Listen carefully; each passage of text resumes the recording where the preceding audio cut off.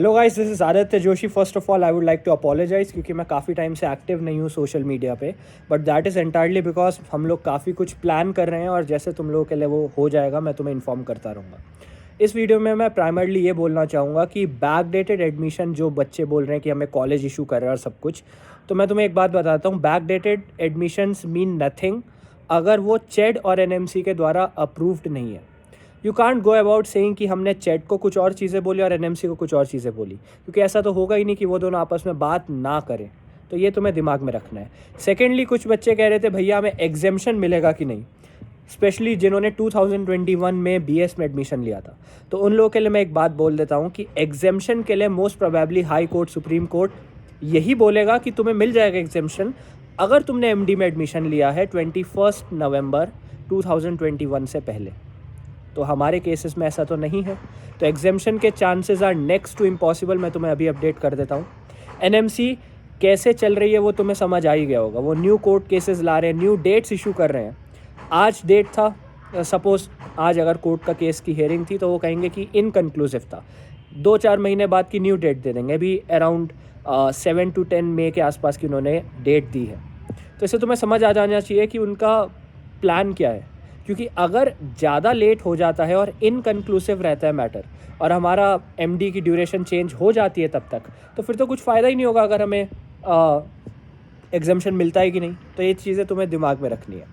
एक और अच्छा पॉइंट ये है कि ड्यूरेशन कितनी बढ़ेगी। तो मैंने पहले काफ़ी सारी वीडियोस में बोला था जो अब सच हो गया है ना। मैंने कहा था duration will increase and duration बढ़ रही है। अब 5.5 साल अगर हम आज से भी काउंट करें, उसके बाद तुम्हें ये याद रखना है कि रजिस्ट्रेशन नंबर डायरेक्ट नहीं मिलता है। Registration number and licence are closely related. अगर आप रजिस्ट्रेबल डॉक्टर हो एक कंट्री में, मतलब टेक्निकली आप लाइसेंस्ड कह सकते हो, but licence to practise is something else.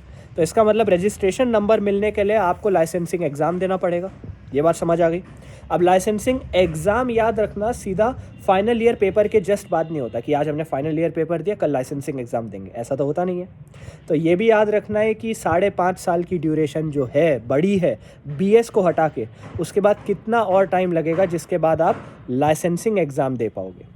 फिर उसका रिज़ल्ट आएगा, फिर दिसंबर में नेक्स्ट का पेपर है। तो ऑब्वियसली अगर आपको डिग्री सितंबर अक्टूबर में मिलेगी फ़िलीपींस की, तो ऐसा नहीं है कि उसी साल के दिसंबर में आप अपना नेक्स्ट एग्ज़ाम दे पाओगे, क्योंकि आपको लाइसेंसिंग एग्ज़ाम देना पड़ेगा, रजिस्ट्रेशन नंबर मिलेगा, वो अप्लाई करोगे, फिर नेक्स्ट एग्ज़ाम दोगे। तो ये सब चीज़ें दिमाग में रखने वाली बातें हैं। फाइनली नेक्स्ट एग्ज़ाम के बारे में तुम लोगों को पता ही होगा, जिनको नहीं पता मैं बता देता हूँ थोड़ा सा। नेक्स्ट एग्ज़ाम में नेक्स्ट वन जो है ना, वो इंडिया के यूनिवर्सिटीज़ एंड कॉलेज के फाइनल ईयर एग्ज़ाम को रिप्लेस कर रहा है। इसका मतलब 3rd-4th ईयर में मेन फोकस रहेगा और उसमें जितने अच्छे नंबर आएंगे that will decide where you will do your internship. Secondly PG भी उसी से डिसाइड हो जाएगा।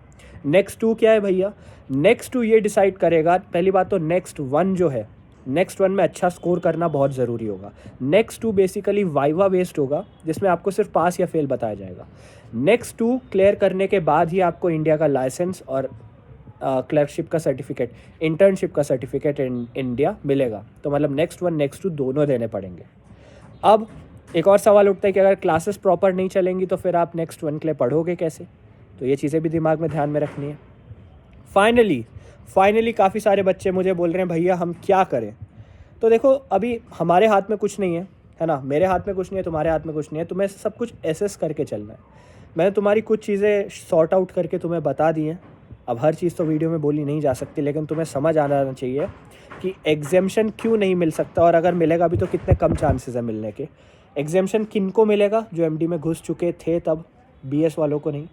एंड लास्टली, अगर एग्जेम्पशन चलो मिल जाता है तो बहुत बढ़िया है। 4 साल का एमडी होगा जिसमें 3 साल पढ़ाई, 1 साल इंटर्नशिप।